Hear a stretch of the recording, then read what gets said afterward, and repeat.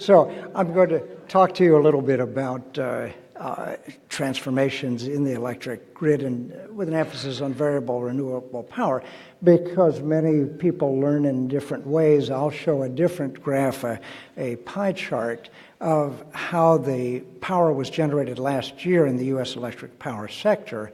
And the wedges on the top left are the 18% that was generated by renewable energy. 8% of that is variable energy, and those two wedges for solar and wind didn't exist at the turn of the century.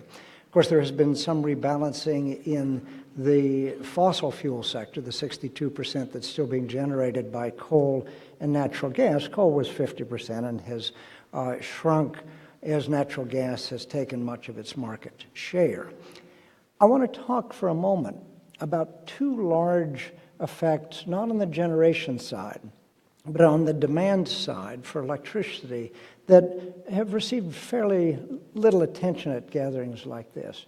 This is the demand for electric power in the United States, and from World War II until 1973, it grew at almost 8% per year, and there was an abrupt transition from exponential growth to linear growth after the oil embargo in 73. And the second transition was a decade ago, when the demand for electric power in this country has gone flat completely. And that makes a difference when you try to translate market shares into kilowatt hours and pollution produced. So that when we look at the total fossil fuels in the top curve there, their production has actually gone down as wind and solar's 8% has come in. You see that in the green graph on the bottom. Nuclear power took 3 decades to reach its mature level of about 20%. But as Granger told you, that is very likely to go down, and the number of pollution-free plants in this country is currently 38%. But if it's going to stay there, we have to dramatically increase the amount of electricity generated by wind and solar. So our folks have been looking at integration of wind and solar power for the last decade or decade and a half. I want to tell you a little bit about what we've learned, and some other groups have learned about that. Of course, the output is variable. What do I mean by that? Well, let's look at Texas, that has the largest amount of wind in the country, 20 gigawatts of wind, total integrated power under this hourly generation curve in green of the equivalent of about 8 large nuclear power plants. But it is variable on timescales from minutes to days. So as a physicist, I look at that and I ask, well, at what frequencies do we have what kind of amplitudes? And it turns out that the most interesting part of that from an integration standpoint is this is not white noise. Here's wind in the green and 1 day of solar with its deep fluctuations due to clouds coming in. Neither of those turns out to be white noise. If it had been white noise, that is, same amplitudes at all frequencies, we could never have integrated wind and solar power. We couldn't have afforded the fast ramping sources that we need to do that. But nature's been much kinder to us than that. If you look in the frequency domain, you see that at times like an hour or even a minute, the fluctuations are many orders of magnitude less than they are at times like 12 hours or a day, where even an old coal plant, certainly a combined cycle natural gas plant, can ramp up and down to counter the fluctuations in wind. When we look at the frequency domain power spectra of solar photovoltaic, the top 2 curves for 2 different PV plants, wind in the red and solar thermal in the blue, we see the same kind of character. There's a little more high frequency variability in the solar photovoltaic plants and quite a bit less in the solar thermal plants, where the inertia of the working fluid slows things down. But it's the same character. If that spectra had been horizontal, we couldn't have afforded to integrate those power sources into our grid. We've learned quite a lot from looking at the frequency domain over the last decade or so. One of those things is to take a look at what happens when you geographically add a lot of wind plants together, or a lot of solar plants for that matter.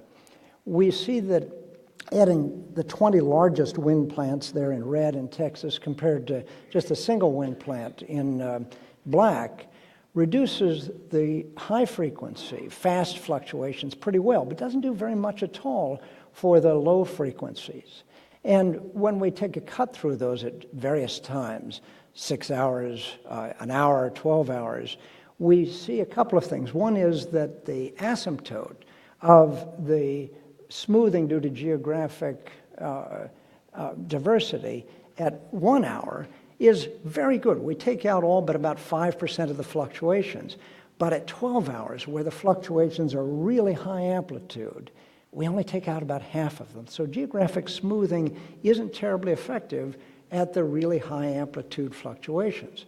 The other thing that we find is that we reach the point of diminishing returns when we've added about a half a dozen of these plants together. That's good because it means that we don't have to cover the country in transmission lines just to reduce the variability. It's not going to do you much good. There are other reasons for additional transmission, but that one's not necessary. Well, how well are we doing? Granger showed you a slide from our friend Nick Brown, and this is the Southwest Power Pool footprint.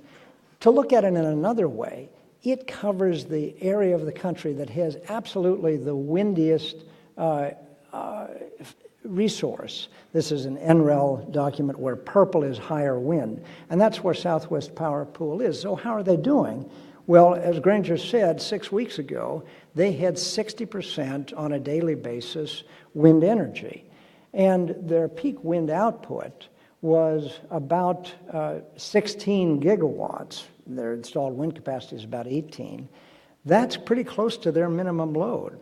Where they had a fairly high mix of wind back last December, they were running about half wind and a bit more coal than natural gas. But the integration was accomplished almost seamlessly. So we hear a lot about Denmark's wind. We're doing pretty well in this country. Looking at Kansas, now look, neither Denmark nor Kansas exists electrically. They're both tied pretty well to other places, but let's just do the comparison. In the peak wind penetration in Denmark, it was 116% of load. Of course, they exported the rest. In Kansas, it was 106%, identical. And the rest of the size of the system are just about the same.